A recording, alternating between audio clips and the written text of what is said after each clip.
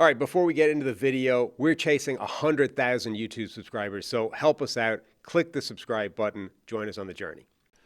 Tennessee Titans at the San Francisco 49ers, also 425. Niners favored by 12.5. Currently the number 7 seed in the NFC at 9-4.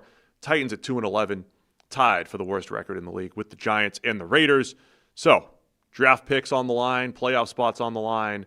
Giants by 12.5 here. I'm sorry, 49ers by 12.5, not the San Francisco Giants. No. Over-unders 44.5. Yeah, 49ers are they're an interesting team as well because the offense is still really, really good, and it's largely healthy. The defense, I think, is wildly inconsistent now because it's relying basically entirely on smoke and mirrors. They don't have any talent left because they're all hurt.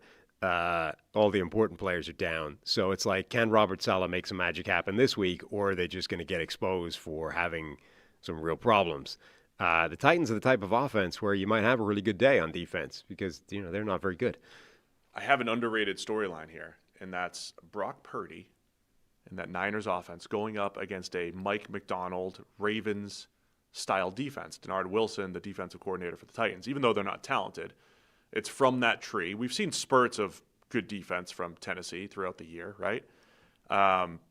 We've seen Purdy, remember he struggled late 2023, that what was going to be like a Super Bowl preview, Niners and Ravens. He had the 4 interceptions on Monday Night Football. We've seen Purdy struggle against McDonald's. Seahawks defenses put the ball in harm's way. Just something to keep an eye on if you're thinking, hey, how does Tennessee keep this close? Cover a 12.5-point spread. A similar style defense. Now, certainly not as talented as what Baltimore's had or what Seattle has, but they do similar stuff, and that style has given some problems to Purdy in the past. Yeah, and I think Purdy is, he's still susceptible to rough games. Like, he had a bad game against the Panthers, even though they won that game.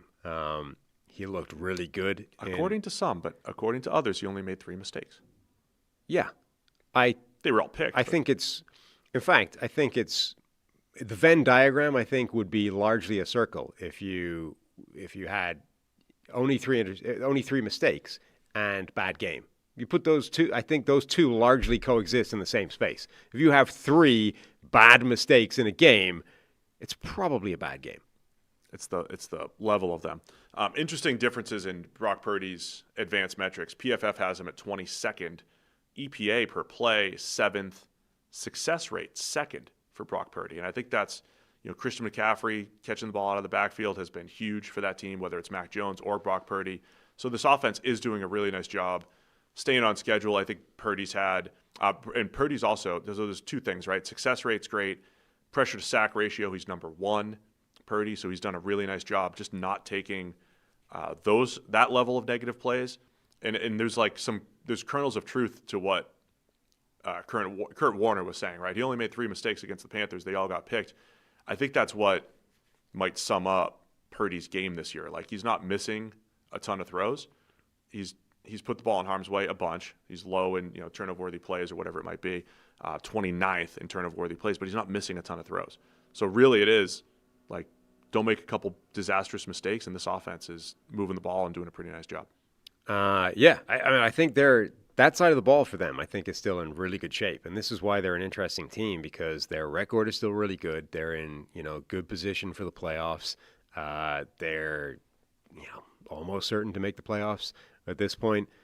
And the question then becomes, even a game like this, I expect them to win this game fairly comfortably. The offense will be good. The defense, it feels like the type of game where they could have a really good defensive performance if just because the Titans can't really bring enough to the table to attack it.